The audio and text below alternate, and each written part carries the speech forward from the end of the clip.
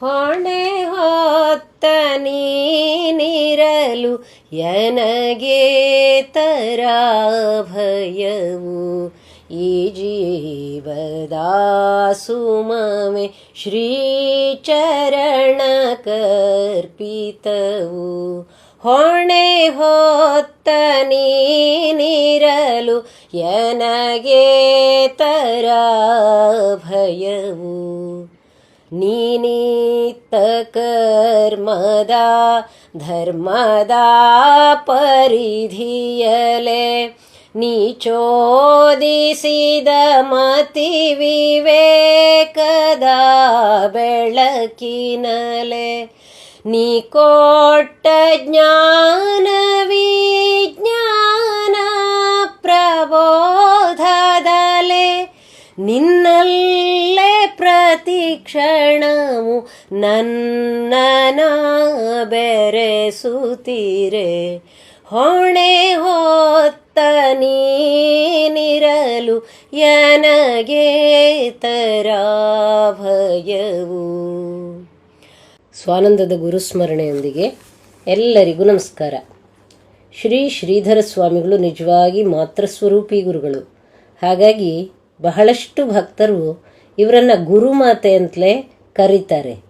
ತನ್ನ ಭಕ್ತರ ಮೊರೆಗೆ ಇವರು ತಾಯಿಯಂತೆ ಸ್ಪಂದಿಸೋದಲ್ಲದೆ ತನಗೆ ಯಾರನ್ನ ಉದ್ಧರಿಸಬೇಕು ಅನ್ನೋ ಇಚ್ಛೆ ಇದೆಯೋ ಅವರು ತನ್ನನ್ನು ಕರೀಲಿ ಬಿಡಲಿ ತಾನಾಗೇ ಯಾವುದೋ ಒಂದು ರೀತಿ ಅವರಲ್ಲಿಗೆ ಬಂದು ಅವರನ್ನು ಅನುಗ್ರಹಿಸಿ ಹೋಗುವಂಥ ಮಹಾಪುರುಷರಾಗಿದ್ದರು. ಮತ್ತು ಎಷ್ಟೋ ಮನೆಗಳಿಗೆ ಅವರು ಕರೆದಿದ್ರು. ಆ ಊರಿಗೆ ಹೋದಾಗ ಅವರಾಗಿ ಅವರೇ ಆ ಕರೆದಿದ್ದವರ ಮನೆಗೂ ಕೂಡ ಹೋಗಿ ಅವರನ್ನು ಅನುಗ್ರಹಿಸಿ ಆಶೀರ್ವದಿಸಿ ಬರ್ತಿದ್ರಂತೆ.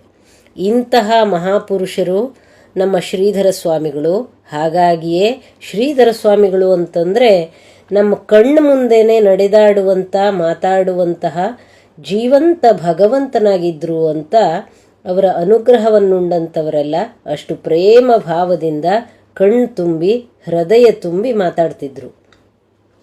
ಯಾವ ಕಷ್ಟ ನಷ್ಟ ಏನೇ ಇರಲಿ ಯಾರೂ ಕೂಡ ಏನೂ ಮುಚ್ಚುಮರೆ ಇಲ್ಲದೆ ಆ ಗುರುವಿನ ಮುಂದೆ ತೋಡ್ಕೊಂಡು ಆ ಅಪೂರ್ವ ಮಮತೆಯ ಮೂರ್ತಿಯ ಸಂತೈಕೆಯನ್ನು ಪಡೀತಿದ್ರು. ಆ ಮೃದು ಮಧುರ ಮಾತಿನ ಸಂತೈಕೆ ಮತ್ತು ಅವರು ಒದಗಿಸಿಕೊಡುವಂಥ ಸುಲಭವಾದ ಪರಿಹಾರ ಇವುಗಳಿಂದ ಭಕ್ತರು ಆರ್ತರು ನೆಮ್ಮದಿಯ ಗುರುಭಾವ ಪ್ರಧಾನ ಜೀವನವನ್ನು ನಡೆಸ್ತಿದ್ರು.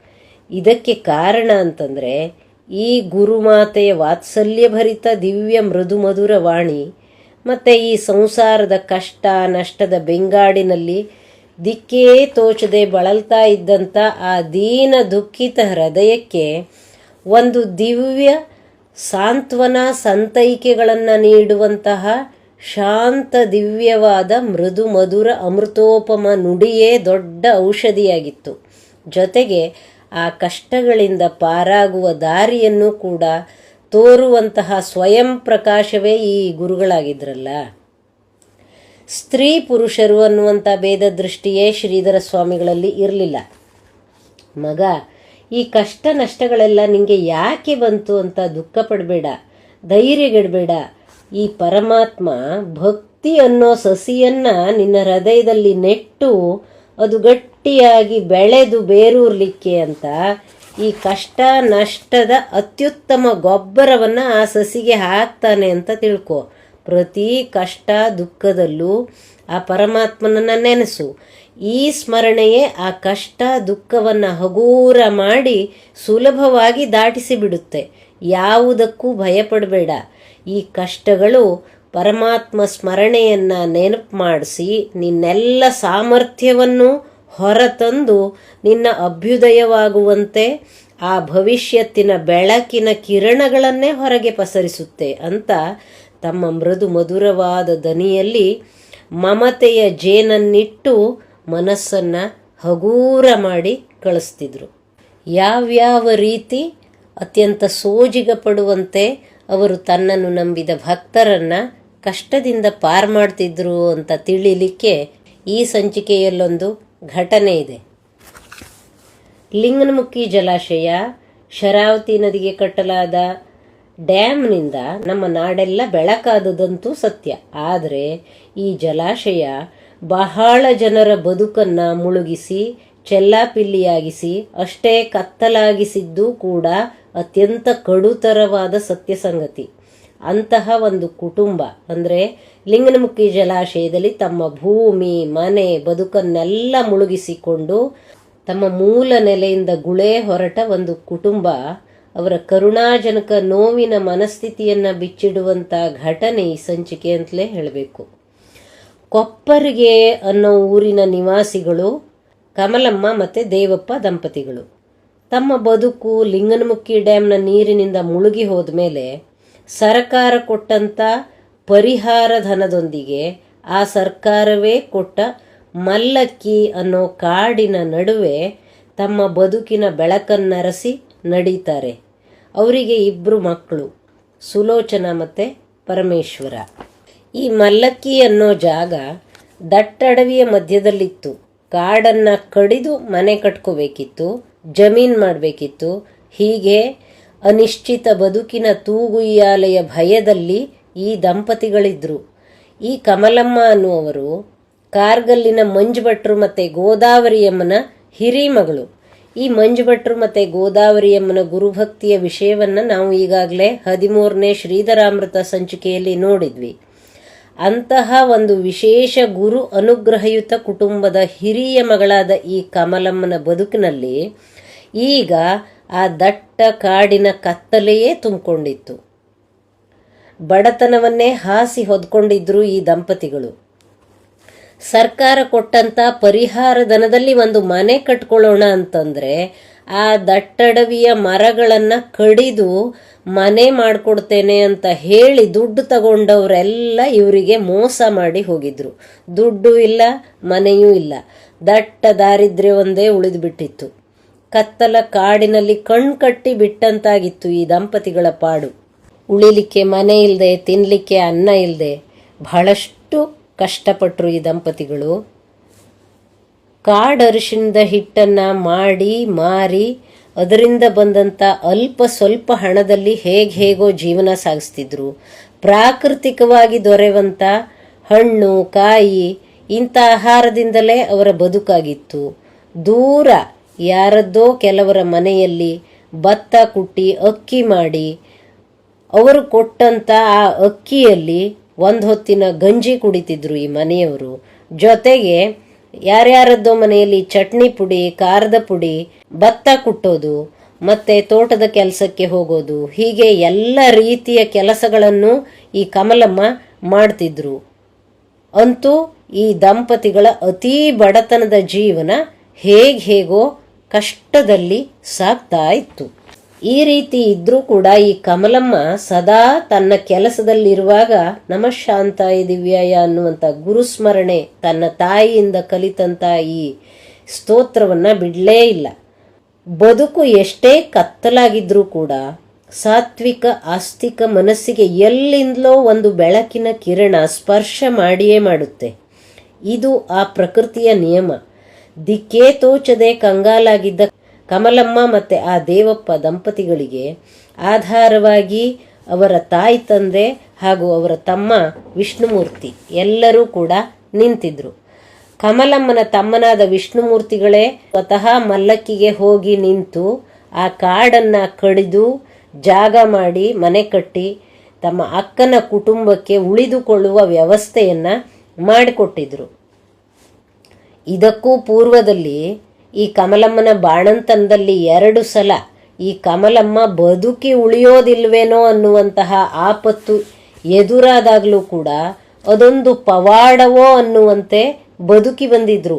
ಆಗಲೂ ಕೂಡ ಅವರ ತಾಯಿ ತಂದೆಯರೇ ಈ ಕಮಲಮ್ಮನನ್ನ 6 ತಿಂಗಳುಗಳ ಕಾಲ ತಮ್ಮ ಮನೆಯಲ್ಲಿಟ್ಕೊಂಡು ತಾವೇ ನೋಡ್ಕೊಂಡಿದ್ರು. ಒಟ್ನಲ್ಲಿ ಹೇಗೋ ಅವರ ಜೀವನ ಕುಂಟುತ್ತಾ ಸಾಗ್ತಿತ್ತು ಅಂತಲೇ ಹೇಳಬೇಕು. ಅದೊಂದು ಮಳೆಗಾಲದ ದಿನ, ಸುಮಾರು ಬೆಳಗಿನ 10 ಗಂಟೆ ಸಮಯ ಆಗಿರಬೇಕು. ತುಂಬ ಮಳೆ ಬರ್ತಾ ಇತ್ತು. ಮನೆಯ ಜಗುಲಿಯ ಮಂಚದಲ್ಲಿ ಈ ಕಮಲಮ್ಮನ 5 ವರ್ಷದ ಮಗಳು ಸುಲೋಚನಾ ಏನೋ ಶಾಲೆಯ ಪಾಠವನ್ನ ಬರ್ಕೊಳ್ತಾ ಇದ್ಲು. ತಾಯಿ ಕಮಲಮ್ಮ ಒಳಗೆ ಅಡುಗೆ ಮನೆಯಲ್ಲಿ ಏನೋ ಕೆಲಸ ಮಾಡ್ತಿದ್ರು. ಆ ಹೊತ್ತಿಗೆ ಮನೆಯಲ್ಲಿ ಇವರಿಬ್ಬರೇ ಇದ್ದರು. ಮುಂಬಾಗಿಲಿನಲ್ಲಿ ಯಾರೋ ಬಂದು ನಿಂತಂತೆ ಈ ಸುಲೋಚನಾಗೆ ಅನ್ನಿಸ್ತು. ತಲೆ ಎತ್ತಿ ನೋಡಿದರೆ ಯಾರೋ ಒಬ್ಬ ಭಿಕ್ಷುಕ ನಿಂತಿದ್ದಾನೆ. ಇವಳನ್ನು ನೋಡಿ ಅವನು ತನ್ನ ಕೈಲಿನ ಭಿಕ್ಷಾ ಪಾತ್ರೆಯನ್ನು ಮುಂದೆ ಹಿಡಿದು ಏನಾದರೂ ತಿನ್ನಕ್ಕಿದ್ರೆ ಕೊಡವ್ವ ತಾಯಿ ಅಂತಂದಿದ್ದ. ಇದನ್ನು ಕೇಳಿದ ಆ ಪುಟ್ಟ ಹುಡುಗಿ ಸುಲೋಚನ ತಾಯಿಯ ಬಳಿಗೆ ಓಡಿದ್ಲು. ಅಮ್ಮ, ಯಾರು ಬೇಡಕ್ಕೆ ಬಂದಿದ್ದಾರೆ, ತಿನ್ನಕ್ಕೇನಾದರೂ ಇದ್ದರೆ ಕೊಡಬೇಕಂತೆ. ಇವತ್ತು ಪಪ್ಪಾಯಿ ಹಣ್ಣಿನ ಕಡುಬು ಮಾಡಿದ್ಯಲ್ಲಮ್ಮ, ಅದನ್ನೇ ಅವನಿಗೂ ಕೊಡ್ತೀಯಾ ಅಂತ ಮುಗ್ಧವಾಗಿ ಕೇಳಿದ್ಲು. ಮಕ್ಕಳಿಗೂ ದೇವರಿಗೂ ಭೇದವಿಲ್ಲ, ಇಬ್ಬರ ಮನದಲ್ಲೂ ಕಪಟವಿಲ್ಲ. ಈ ಸಾಲುಗಳನ್ನು ನಾವೆಲ್ಲ ಕೇಳಿಯೇ ಇದ್ದೇವೆ ಅಲ್ವಾ? ಮಗಳು ಹೇಳಿದ್ದನ್ನ ಕೇಳಿ ಆ ತಾಯಿಯೂ ಕೂಡ ಮಧ್ಯಾಹ್ನ ತನ್ನ ಮಕ್ಕಳಿಗಾಗಿ ಇಟ್ಕೊಂಡಿದ್ದ ಆ ಪಪ್ಪಾಯಿ ಹಣ್ಣಿನ ಕಡುಬನ್ನು ಒಯ್ದು ಆ ಭಿಕ್ಷುಕನ ಪಾತ್ರೆಗೆ ಹಾಕ್ತಾರೆ. ಅವನು ಈ ತಾಯಿ ಮಗಳನ್ನೊಮ್ಮೆ ನೋಡಿ ಹೊರಟು ಹೋಗ್ತಾನೆ. ತಾಯಿ ತನ್ನ ಕೆಲಸಕ್ಕೆ ಒಳಗೆ ಹೋದ್ಲು. ಮಗಳು ಕೂಡ ತಲೆ ತಗ್ಸಿ ಮತ್ತೆ ಬರೆಯೋಕೆ ಶುರು ಮಾಡಿದ್ಲು. ಆ ಕ್ಷಣಕ್ಕೆ ಆ ಪುಟ್ಟ ತಲೆಯಲ್ಲೊಂದು ಯೋಚನೆಯ ಮಿಂಚು ಹೊಳಿತು. ಇಷ್ಟೊಂದು ಮಳೆ ಸುರಿತಾ ಇದೆ, ಆ ಬೇಡವವ ತಲೆ ಮೇಲೊಂದು ಕಂಬಳಿ ಸುಡ್ಕೊಂಡು ಬಂದಿದ್ದ. ಆ ಕಂಬಳಿ ಒಂದು ಚೂರು ಒದ್ದೆನೇ ಆಗಿರ್ಲಿಲ್ವಲ್ಲ, ಯಾಕೆ ಅನ್ನೋದೇ ಆ ಪುಟ್ಟ ಹುಡುಗಿಯ ಆಶ್ಚರ್ಯಭರಿತ ಯೋಚನೆಯಾಗಿತ್ತು. ತಕ್ಷಣ ಓಡಿದ್ಲು ಹೊರಗಿನ ಅಂಗಳಕ್ಕೆ. ಇದೆಲ್ಲ ನಡೆದಿದ್ದು ಭಿಕ್ಷುಕ ಹೋದಂತ 10-11 ಸೆಕೆಂಡ್ಸ್ ಆಗುವಷ್ಟರಲ್ಲೇನೆ. ಅವ್ರ ಮನೆಗೆ ಬರುವ ದಾರಿಯಲ್ಲಿ ಸುಮಾರು ದೂರ ಹೋಗಿ ಅವಳು ಹುಡುಕಿದ್ರೂ ಕೂಡ ಅಲ್ಲಿ ಯಾರ ಸುಳಿವೂ ಇರಲಿಲ್ಲ. ಅದೊಂದೇ ದಾರಿ ಅವ್ರ ಮನೆಗೆ ಬರಲಿಕ್ಕೆ, ಅದನ್ನು ಬಿಟ್ಟು ಬೇರೆ ದಾರಿಯೇ ಇಲ್ಲ ಆ ಮನೆಗೆ ಬರಲಿಕ್ಕೆ. ಅಷ್ಟು ಬೇಗ ಈ ವ್ಯಕ್ತಿ ಎಲ್ಲಿ ಮಾಯವಾದ ಅನ್ನೋದೇ ಆ ಪುಟ್ಟ ಹೃದಯಕ್ಕೆ ಸೋಜಿಗದ ವಿಷಯವಾಗೋಯ್ತು. ಅದನ್ನ ಅವಳು ಅಮ್ಮನ ಮುಂದೆ ಬಂದು ಹೇಳ್ತಾಳೆ. ತಾಯಿಗೂ ಕೂಡ ಈಗ ಆಶ್ಚರ್ಯ. ಈ ಅಪೂರ್ವ ವಿಸ್ಮಯದ ಘಟನೆಯನ್ನ ಮೆಲುಕು ಹಾಕ್ತಾ ಆ ಮಗು ಹಾಗೂ ತಾಯಿಯ ಮನದಲ್ಲಿ ತಮ್ಮಲ್ಲಿಗೆ ಬಂದು ಬೇಡಿದವ ಸಾಕ್ಷಾತ್ ದೇವರೇ ಅನ್ನೋ ಭಾವ ಬಹಳ ಗಾಢವಾಗಿ ಮನಸ್ಸಿನಲ್ಲಿ ಹಾಗೇ ಉಳಿದೋಯ್ತು. ದೇವರು ಭಿಕ್ಷುವಾಗಿ ಯಾಕೆ ಬರ್ತಾನೆ? ನಮ್ಮ ಬಡತನವನ್ನ ಅವನು ಬೇಡಿ ಒಯ್ತಾನೆ. ಅದು ಲೌಕಿಕ ಜೀವನದ ಎಲ್ಲ ರೀತಿಯ ಬಡತನವನ್ನು ತೊಡೆದು ಹಾಕೋದಕ್ಕೆ ಅವನು ಬಂದು ನಮ್ಮಲ್ಲಿ ಬೇಡೋದು. ಅದು ನಾವು ತಿಳಿದುಕೊಂಡಂಥ ಆಹಾರ, ಬಟ್ಟೆ ಮುಂತಾದ ಬಡತನವಿರಬಹುದು, ಅಥವಾ ನಮಗೇ ಗೊತ್ತಿರದೆ ನಮ್ಮ ಮನಸ್ಸನ್ನು ಬಹಳ ಬಡವಾಗಿಸುವಂಥ ಅಜ್ಞಾನ, ಅಂದರೆ ನಮ್ಮ ಮನಸ್ಸಿನ ದೌರ್ಬಲ್ಯಗಳು, ಕಲ್ಮಶಗಳು, ಇದೆಲ್ಲವೂ ನಮ್ಮನ್ನ ಕಷ್ಟದಲ್ಲಿ ಬಳಲಿಸುವಂಥ ಬಡತನವೇ ಅಲ್ವಾ? ಕರುಣಾಮಯಿ ಪರಮಾತ್ಮನಿಗೆ ಯಾರನ್ನಾದರೂ ಉದ್ಧರಿಸಬೇಕು ಅಂತಂದ್ರೆ ಅಲ್ಲಿ ಅವನು ಆ ಬಡತನವನ್ನೆಲ್ಲ ಹರಿದು ತನ್ನ ಅನುಗ್ರಹದ ಸಂಪ್ರೋಕ್ಷಣದಿಂದ ಆ ಸಜ್ಜನರ ಕಷ್ಟವನ್ನ ಕಳೆದು ಅವರ ಬದುಕನ್ನ ಆ ಭಗವದ್ಭಕ್ತಿಯ ಶರಣಾಗತಿಯಿಂದ ಬರುವಂತ ನಿತ್ಯ ತೃಪ್ತಿಯ ಸಂಪತ್ತಿನಿಂದ ತುಂಬಿಕೊಡಬೇಕು ಅಂತಲೇ ಈ ಭಿಕ್ಷೆಯ ನಾಟಕವನ್ನ ನಡೆಸ್ತಾನೆ. ಇಲ್ಲೂ ಹಾಗೆ ಆಯಿತು.